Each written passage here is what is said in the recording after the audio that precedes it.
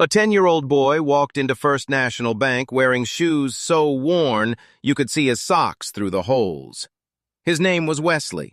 He had on a faded blue shirt, pants that were a little too short, and a look on his face that said he'd already seen more than most kids his age should ever have to see.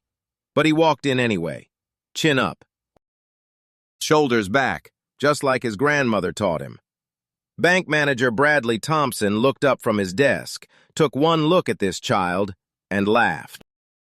"Hey, kid, the welfare office is 3 blocks that way." A few customers glanced over. Some looked uncomfortable. Others pretended not to hear. But Wesley didn't leave. He stood there, calm, holding a single document in his small hands. "My grandmother told me to come here, sir. She said to check her account." Bradley's laugh got louder.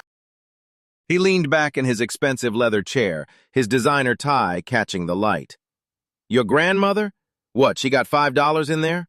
Maybe 10 if she's been saving up her food stamps?" More laughter. This time from Bradley's colleague at the next desk. Wesley's hands trembled slightly, but his voice stayed steady. "Her name is Eleanor Brooks, sir. She told me to come here after she passed." For a split second, just a split second, something flickered across Bradley's face. Something that might have been human. But it was gone just as fast. "Look, kid, I don't have time for this. We don't serve street kids who wander in off the sidewalk. This is a bank, not a homeless shelter." "But, sir, I have her documents right here." "I said no." Bradley turned back to his computer. Dismissive. Done. But Wesley didn't move. And that's when things started to escalate. 23 people were in that bank lobby that morning. 23 people watched what happened next. They watched Bradley Thompson humiliate this 10-year-old child for the next 30 minutes. They watched him call security. They watched him threaten to have Wesley arrested for trespassing. And then they watched a man walk through those glass doors. A man in a tailored suit that cost more than Bradley's car. A man who owned 34% of that bank. What happened after that? Bradley Thompson never worked in banking again. But before I tell you how this story ends, you need to understand how it began. You need to understand who Eleanor Brooks really was. And you need to understand exactly what Bradley Thompson did to her grandson that day. Because this isn't just a story about money, this is a story about legacy, about love, about what happens when the people who are supposed to serve us choose to humiliate us instead. So let me take you back. Back to that morning, back to that bank lobby, back to the moment everything changed. But Bradley wasn't done. What happened next would shock everyone. Wesley had arrived at the bank at exactly 9:15 that morning. He'd taken 2 buses to get there, alone. His Uncle Lawrence had offered to drive him, but Wesley said no. He said his grandmother would have wanted him to do this himself. "Stand tall, baby," she used to say. "Don't let nobody make you feel small." So Wesley stood tall. He walked up to Bradley's desk, the one with the little gold nameplate that said branch manager, and he waited, and waited, and waited. Bradley was on his phone, not a work call. Wesley could tell because Bradley was laughing, talking about golf, talking about some restaurant reservation. Yeah, hold on a sec," Bradley said into the phone. He looked at Wesley like you'd look at a fly that landed on your lunch. "What?" "Sir, I need to—" "Take a number. Sit down. Wait." "But sir, Did I stutter?" "Sit down." Wesley sat. He sat in those hard plastic chairs by the window while Bradley finished his personal call, while Bradley got himself coffee, while Bradley chatted with another manager about the weekend. 45 minutes. 45 minutes that 10-year-old boy sat there. Other customers came and went. Bradley served them with smiles and handshakes. "Right this way, sir." "How can I help you today, ma'am?" But every time Wesley stood up, every time he tried to approach the desk, Bradley would hold up one finger. "Still waiting, kid." One of the tellers, a young woman named Maria, felt sick watching it. She wanted to help. She started walking toward Wesley, but Bradley caught her eye and shook his head. A warning. Maria stopped. Looked down. Went back to her station.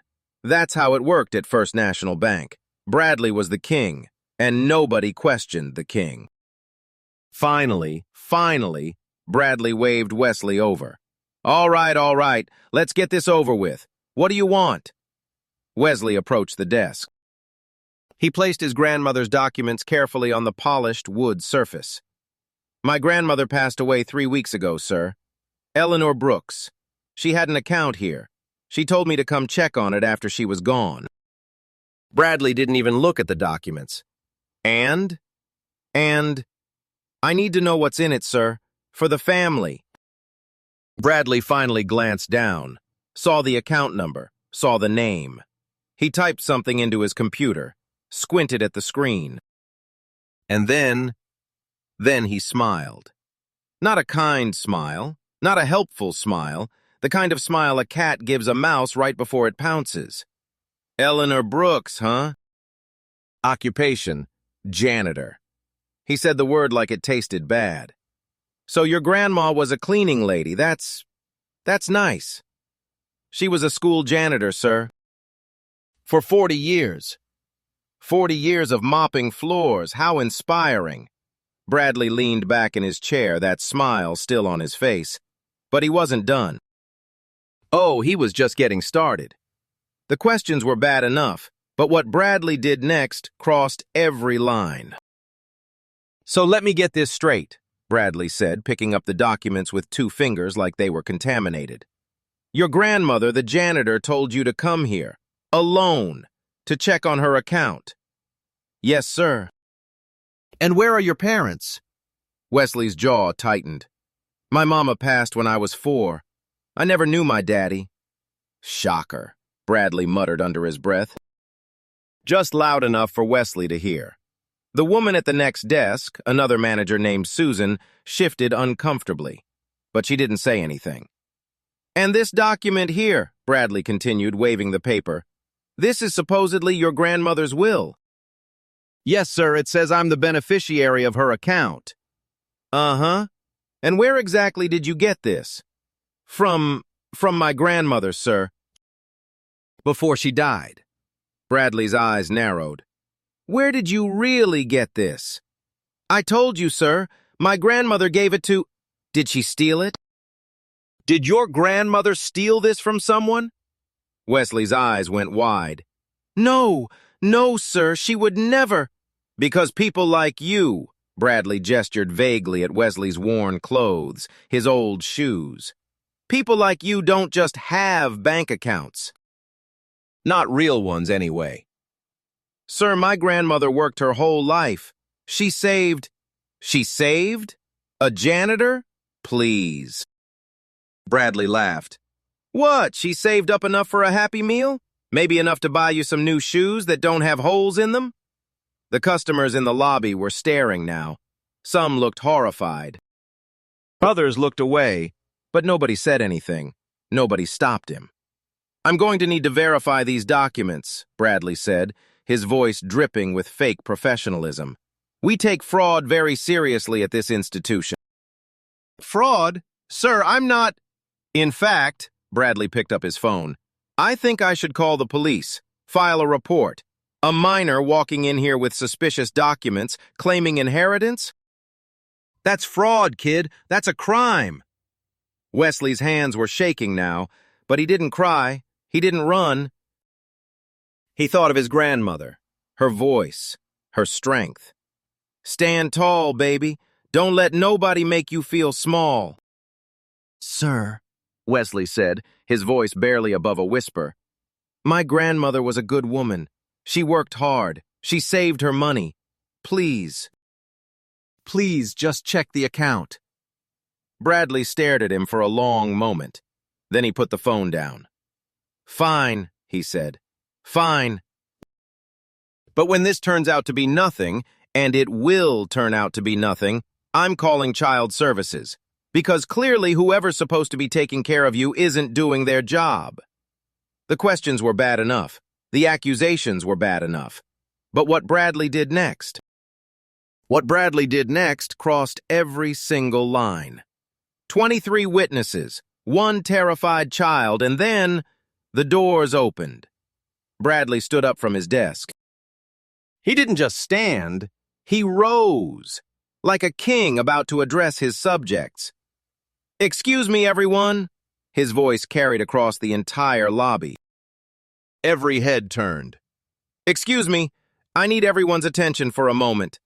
Wesley felt his stomach drop. What was happening? What was he doing? "We have a situation here," Bradley announced, gesturing at Wesley. "This child, this street kid, has walked into our establishment with forged documents, claiming to be the heir to a bank account." Gasps, murmurs, eyes boring into Wesley from every direction. "Sir, please," Wesley whispered. "Please don't." Now, I've tried to handle this quietly. I've tried to be professional. But frankly, I think you all deserve to know what kind of people are trying to infiltrate our community. Infiltrate. He said it like Wesley was a disease, a virus. "Look at him," Bradley continued. "Look at those clothes. Those shoes. Does this look like someone whose grandmother had a legitimate bank account at First National?" A few people actually shook their heads. Some looked sympathetic to Wesley, but they stayed silent. Fear. That's what it was. Fear of Bradley. Fear of causing a scene. Fear of getting involved. "Sir, my grandmother was Eleanor Brooks," Wesley said, his voice stronger now. "She worked at Jefferson Elementary School for 40 years. She was a good person. A good person." "A janitor," Bradley snorted. 40 years of mopping up vomit and scrubbing toilets. "That's your legacy, kid. That's what you come from." "There's nothing wrong with being a janitor," Wesley's voice cracked. "My grandmother helped hundreds of kids. She stayed late to tutor them. She bought them lunch when they couldn't afford it. She was nothing," Bradley's voice boomed. "She was a nobody. And so are you." Silence. Absolute, deafening silence. Wesley felt the tears threatening to spill, but he blinked them back. He would not cry. Not here. Not in front of this man. Bradley wasn't done. "Security!" He snapped his fingers. "Security!" 2 guards appeared from the back. Big men. Intimidating. "Escort this child out of my bank. He's disturbing my customers. He's making fraudulent claims. And frankly," Bradley wrinkled his nose, "he's stinking up the place." Stinking. He said Wesley was stinking. A 10-year-old boy who had just lost his grandmother. A 10-year-old boy who had taken 2 buses by himself to honor her dying wish. A 10-year-old boy who had done nothing wrong. And Bradley said he was stinking up the place. One of the security guards hesitated. He looked at Wesley, really looked at him, and something in his eyes said he didn't want to do this. But Bradley was watching, waiting, daring him to disobey. The guard reached for Wesley's arm. "Don't touch him." A voice from the crowd. An elderly woman, maybe 70, clutching her purse. "Excuse me?" Bradley turned, his face reddening. "I said don't touch that child. He hasn't done anything wrong." "Ma'am, this is bank business. Please stay out of it." "Bank business? You're humiliating a little boy in front of everyone." "This isn't bank business. This is cruelty." Bradley's smile was ice cold. "Ma'am, if you don't want your account reviewed for suspicious activity, I suggest you sit down and mind your own business." The threat hung in the air. The woman's face fell. She looked at Wesley, her eyes full of apology, and she sat down. "Anyone else?" Bradley asked, looking around the room. "Anyone else want to defend this little street rat?" No one spoke. No one moved. 23 people in that lobby, 23 witnesses. And not one of them stood up. "That's what I thought." Bradley turned back to Wesley. "Now, kid, I'm going to give you one more chance." Walk out those doors right now and I won't call the police. Stay, and I'll have you arrested for trespassing, fraud, and whatever else I can think of. Wesley stood there. His legs were shaking. His hands were trembling. Every instinct screamed at him to run, to get out, to escape this nightmare. But then he heard his grandmother's voice, clear as day. Stand tall, baby. Don't let nobody make you feel small. You come from royalty. Don't you ever forget it. Wesley lifted his chin. No, sir. What did you say? I said no. Wesley's voice was steady now, calm. My grandmother told me to come here. She told me to check her account, and I'm not leaving until I do. Bradley's face turned purple with rage. That's it! Security! Remove him! Now! The guards moved forward. Wesley closed his eyes. This was it. He was going to be thrown out, maybe arrested. He had failed his grandmother, failed himself. And then, the front doors opened.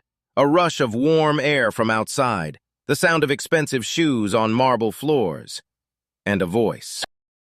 Deep, commanding. A voice that made everyone in that lobby freeze. What exactly is going on here? Wesley opened his eyes. A man stood in the doorway, tall, broad shoulders, tailored suit that cost more than everything in Wesley's apartment combined. Salt and pepper hair, neatly trimmed. A face that radiated power, authority, and something else. Something that looked a lot like barely contained fury. Bradley's entire demeanor changed, instantly. Mr. Brooks! Sir, what a pleasant surprise! We weren't expecting you today. Mr. Brooks, Lawrence Brooks. Wesley's uncle. The man who owned 34% of First National Bank. The man who had just witnessed everything. 23 witnesses had watched Bradley humiliate Wesley, but only one of them had the power to do something about it. And that one? He was standing in the doorway, and he had seen everything. Lawrence Brooks didn't move from the doorway. He just stood there, looking, observing, taking in every single detail. The security guards still holding Wesley's arms, the customers frozen in their seats. Bradley's fake smile plastered across his sweating face. Mr. Brooks, Bradley said again, his voice higher than before, nervous. To what do we owe the pleasure? Lawrence still didn't speak. He walked forward, slowly, each step echoing in the silent lobby. He stopped in front of Wesley, looked down at this small boy in worn-out shoes. And then he knelt down, right there on the marble floor in his $1,000 suit. Wesley, he said softly, are you okay? Wesley's lip trembled. Uncle Lawrence, I tried to do what Grandma said, but they wouldn't let me. I know, son, I know. Lawrence placed a hand on Wesley's shoulder. I saw everything. Those 3 words hung in the air. I saw everything. Bradley's face went white. Not pale. White. Like all the blood had drained out of him in an instant. Mr. Brooks, he stammered. Sir, I can explain. This child came in here with suspicious documents. He was causing a disturbance. I was simply following protocol. Protocol? Lawrence stood up slowly, turned to face Bradley. Is it protocol to make a child wait 45 minutes while you take personal phone calls? Is it protocol to accuse a 10-year-old of fraud without checking a single fact? Sir, Is it protocol? Lawrence's voice rose, and the entire room seemed to shrink. To call a child a street rat and say he's stinking up the place. Bradley opened his mouth, closed it, opened it again. No words came out. Lawrence turned to the security guards who were still holding Wesley. Let go of my nephew! Now! They released Wesley immediately, stepped back, looked at each other with expressions that said they knew they'd made a terrible mistake. And you, Lawrence said to Bradley. You called this boy's grandmother, my sister, a nobody. You said she was nothing. Bradley's knees actually buckled. Your sister? Eleanor Brooks. My older sister. The woman who raised me when our parents couldn't. The woman who worked 2 jobs so I could go to college. The woman who... Lawrence's voice cracked. Just for a moment. The woman who was more of a parent to me than anyone else in this world. Silence. Absolute, devastating silence. Bradley tried to recover, tried to spin it. Mr. Brooks, sir, I had no idea. If I had known this child was your nephew, I never would never have what? Treated him like a human being? Lawrence shook his head.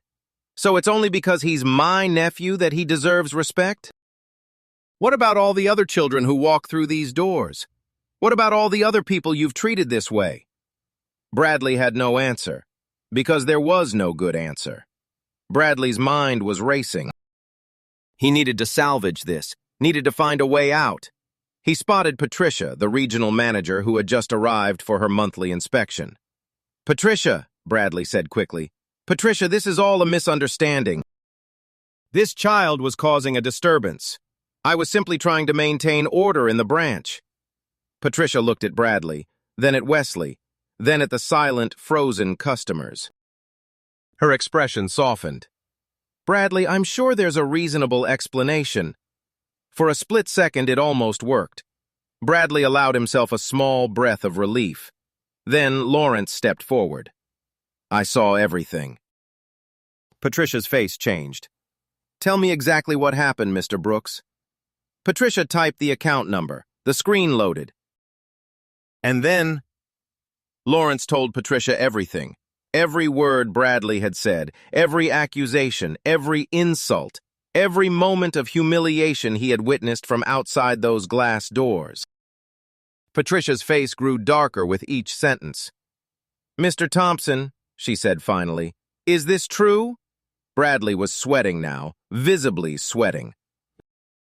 Ma'am, I was following security protocol. The documents looked suspicious. The child's appearance suggested... Suggested what exactly? Bradley's mouth opened and closed like a fish. I want to see this account, Lawrence said. Right now. I want to see what my sister left behind. Of course, Mr. Brooks. Patricia moved to a computer terminal. Wesley, honey, can I see those documents? Wesley handed them over. His hands were still shaking, but there was something new in his eyes now. Hope. Patricia examined the papers carefully. The will, the account number, the beneficiary designation. Everything appears to be in order, she said. Perfectly legitimate documentation. Bradley jumped in. You're wasting your time. That account probably has $50 in it, maybe $100. This is all drama over nothing. Lawrence turned to him. If it's nothing, then you won't mind us checking. Go ahead, check. You'll see I was right about these people. These people. He said it like it was a slur. Patricia's jaw tightened. She typed in the account number. The computer processed for a moment. 1 second. 2 seconds. 3. Everyone in the lobby was watching now, even the people who had been too afraid to speak up before. They all wanted to see what happened next. Bradley crossed his arms, smug. See? Told you. Some old janitor's savings account. Probably enough for a funeral and nothing else. The screen loaded.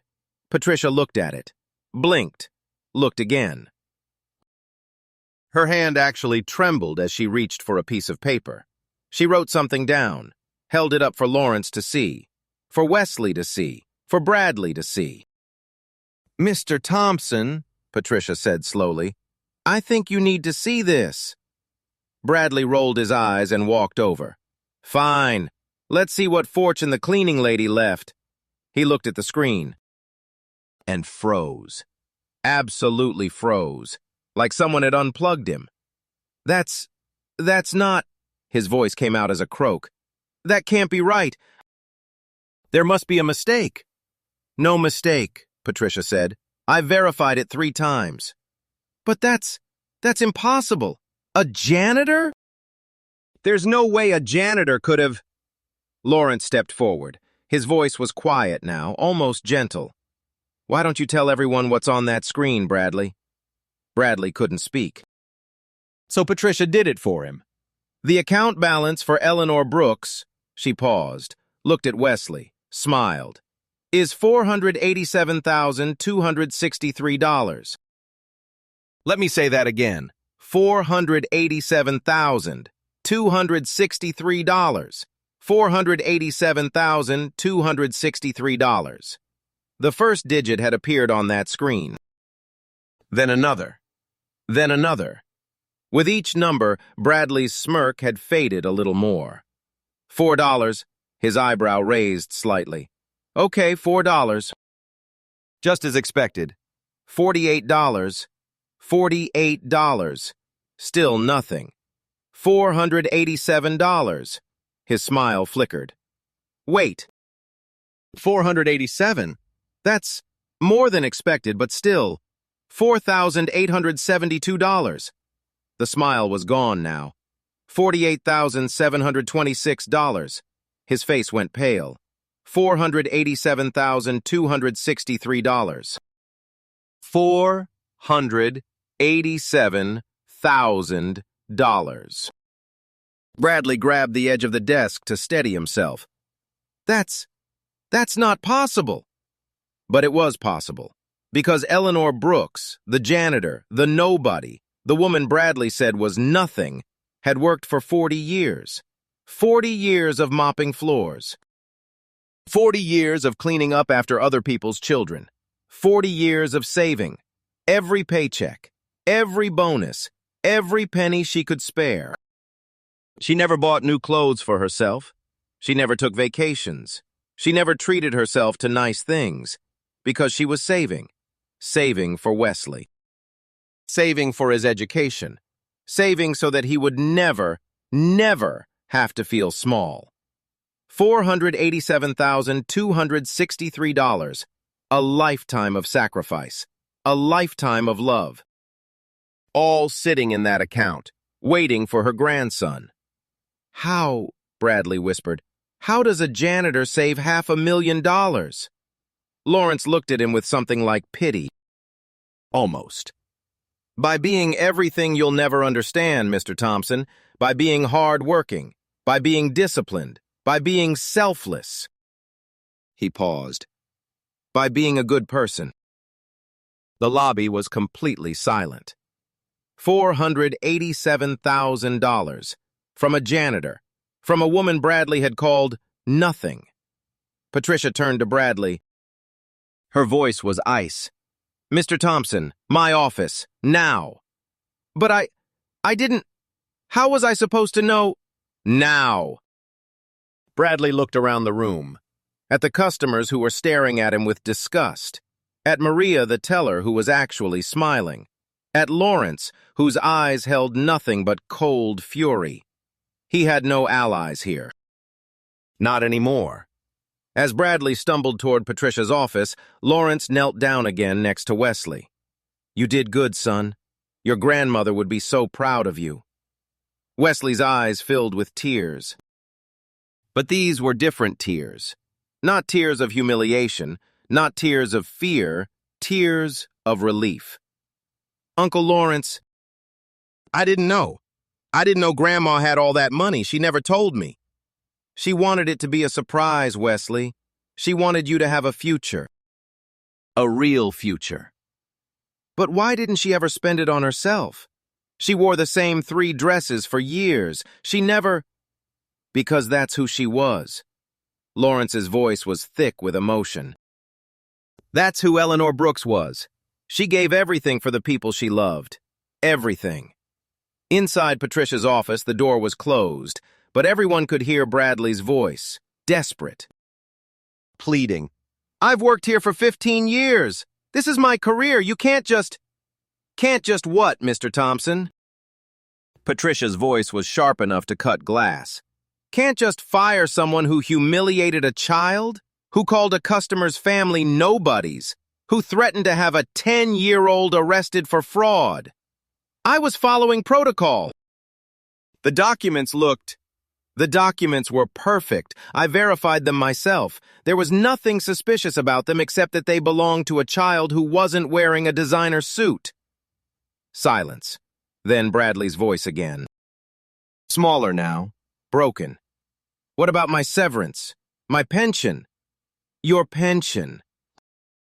Patricia laughed, a cold, mirthless sound.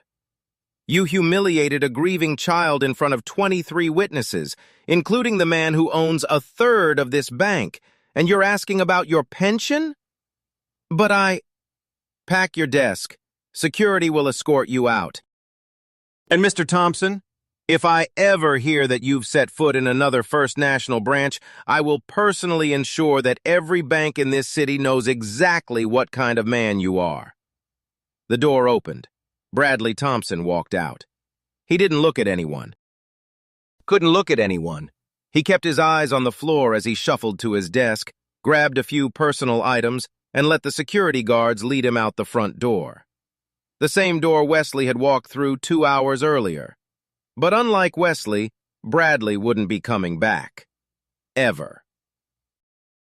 The lobby erupted, not in applause, that would have been too much, but in murmurs, in whispers, in small nods of satisfaction. Justice. This was justice. Finally served. The elderly woman who had tried to stand up for Wesley earlier approached him. Her eyes were wet. I'm sorry, honey. I'm so sorry I didn't do more. Wesley looked up at her, and despite everything, he smiled. It's okay, ma'am. You tried. That's more than most people did. The woman burst into tears. Maria, the teller, came over too, and Susan, the other manager who had sat silently while Bradley terrorized Wesley. We should have said something, Susan admitted. We should have stopped him. Why didn't you? Wesley asked, not accusingly. Just curious. Susan looked at the floor. Because we were scared. Scared of Bradley. Scared of losing our jobs. Scared of... She trailed off. Scared of being humiliated, Lawrence finished for her. The way Bradley humiliated my nephew. Susan nodded, ashamed. I understand, Wesley said quietly. My grandma used to say that fear makes cowards of us all. But courage is doing the right thing even when you're scared. A 10-year-old boy, teaching adults about courage. Eleanor Brooks had raised him well. Patricia emerged from her office. Her expression had softened considerably. Mr. Brooks, Wesley, I cannot apologize enough for what happened here today. This is not who we are. This is not what First National stands for. I hope not, Lawrence said, because if it is, I'll be moving my investments elsewhere. Patricia's face paled slightly. 34% of the bank was a lot of leverage. I assure you, sir, we will be conducting a full review of our customer service policies. What happened to Wesley will never happen again, not in any of our branches. Good. Lawrence turned to his nephew. Now, Wesley, about your grandmother's account. Wesley nodded. He was still processing everything. The money, the humiliation, the vindication. Your grandmother left very specific instructions, Lawrence continued. The money is yours.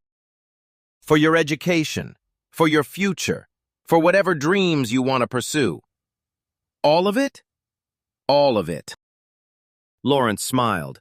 But there's more, Wesley. Your grandmother didn't just save money, she invested it. Wisely.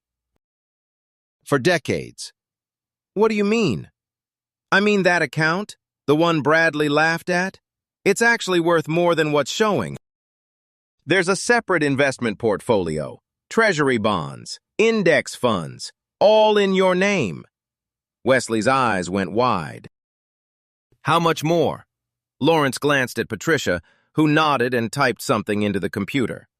The total value of Eleanor Brooks's estate, she paused, looked at Wesley, is $1,243,612. $1,243,612. A janitor, a woman who mopped floors for 40 years, A woman Bradley Thompson called nothing had left her grandson over $1 million. Wesley sat down. He actually had to sit down because his legs wouldn't hold him anymore. $1 million, he whispered. Grandma. She wanted you to have everything, Wesley. Lawrence's voice cracked again. Everything she never had. Every opportunity she was denied. She wanted you to live the life she dreamed about. Tears streamed down Wesley's face, but there was more. Because Eleanor Brooks wasn't just a saver, she was a giver. There's one more thing, Lawrence said. In her will, your grandmother established a fund, the Eleanor Brooks Scholarship Fund, for children at Jefferson Elementary who need help paying for college. Wesley looked up. She donated part of her savings to help other kids? $200,000, enough to send at least 20 kids to community college. Or 10 to a state university. Kids just like you, Wesley. Kids who might not have anyone else to believe in them. Wesley thought about his grandmother, thought about all those years she spent mopping floors, cleaning toilets, picking up after children who never even said thank you. And all along she was saving, planning, building a legacy that would outlive her by generations. She was amazing, Wesley said softly. She was the most amazing person I ever knew. Yes, she was. Lawrence put his arm around his nephew. And so are you, Wesley, because you stood up. You didn't run. You honored her memory even when it was hard, even when it was scary. Patricia stepped forward. Wesley, I know this doesn't make up for what happened, but I'd like to offer you something. Wesley looked at her. First National would like to establish a matching fund for your grandmother's scholarship. For every dollar the Eleanor Brooks Scholarship Fund gives out, we'll match it, double the impact. Lawrence raised an eyebrow. That's generous. It's the least we can do, Patricia looked at Wesley. Your grandmother gave 40 years of her life to this community. She deserves to be remembered, properly remembered. Wesley thought about it for a moment, then he nodded. She would have liked that. Grandma always said that helping one person was good, but helping lots of people was better. Then it's settled, Patricia smiled. The Eleanor Brooks Scholarship Fund, matched by First National Bank. It'll help hundreds of kids, Wesley. Maybe thousands. Hundreds of kids, maybe thousands. All because one woman, one nobody janitor, had the discipline to save, the wisdom to invest, and the love to give it all away. Outside the bank, Bradley Thompson was sitting on a bench, his box of belongings beside him, his career in ruins. He saw Wesley and Lawrence walk out the front doors. Saw them get into a black town car, saw them drive away, and he realized something. He had judged Wesley by his shoes, by his clothes, by his appearance, but he had never seen what really mattered. The love of a grandmother, the strength of a child, the power of a legacy. Bradley Thompson had lost everything, not because of bad luck, not because of unfairness, but because of who he chose to be. And that's a lesson he would never forget. Now, some of you might be thinking, Wesley got lucky. He just happened to have a rich uncle. He just happened to have a grandmother who saved a fortune. But here's the thing. This ain't about luck. Bradley Thompson didn't lose his job because Wesley had money. Bradley Thompson lost his job because of who he chose to be. He chose to be cruel. He chose to be arrogant. He chose to judge a child by his shoes instead of his character. Every choice has consequences. Every action has a cost. And Bradley? Bradley finally paid his bill. I believe God sees everything. Every act of kindness that goes unnoticed. Every act of cruelty that people think they got away with. Every time someone chooses to help. Every time someone chooses to hurt. God sees it all. And in His time, His perfect time, justice always comes. Maybe not today, maybe not tomorrow, but it comes. Eleanor Brooks knew that. She spent 40 years being overlooked, being dismissed, being treated like she was invisible. but she never let it make her bitter. She never let it make her cruel. Instead, she saved, she planned, she dreamed.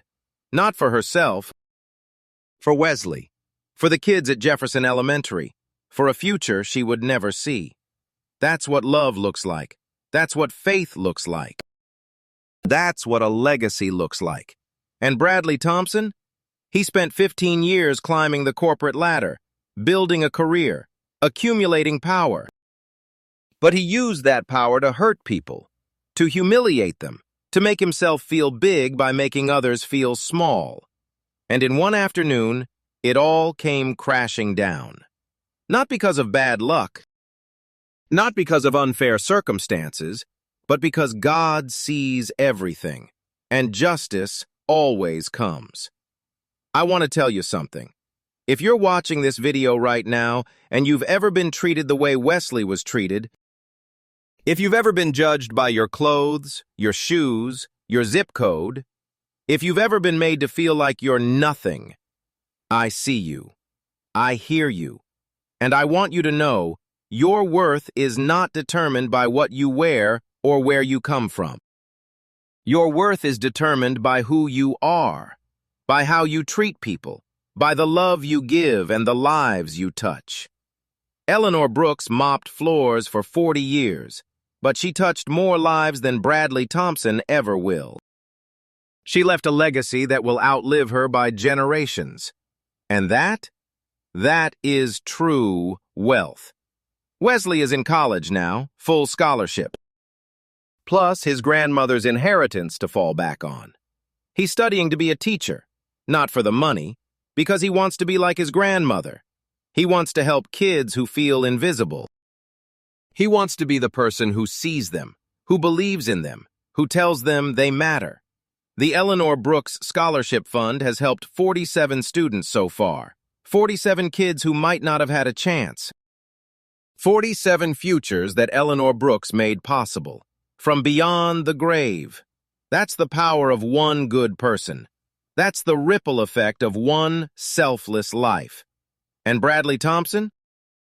Last I heard, he was working at a car wash, not managing it, working there. The man who called janitors nobodies now cleans other people's cars for a living. I'm not saying that to be cruel. I'm saying it because it's the truth. And the truth is, karma is real. What you put into this world comes back to you. Maybe not today, maybe not tomorrow, but it comes back. Always. If this story touched your heart, I want to hear from you. Drop a comment below. Tell me, what would you have done if you were Wesley? Would you have stayed? Would you have stood your ground? Or would you have walked out those doors? There's no wrong answer, but I think your answer says something about who you are. And if you haven't already, hit that subscribe button. Because I tell stories like this every week. Stories about ordinary people doing extraordinary things. Stories about justice. Stories about faith. Stories about the power of one person to change the world. Hit that like button if you believe in karma. Hit that like button if you believe that good things happen to good people. Hit that like button if you believe that Eleanor Brooks is watching from heaven right now, smiling at her grandson. Because I believe she is. I believe she sees Wesley becoming the man she always knew he could be. I believe she sees the scholarship fund helping kids she never even met.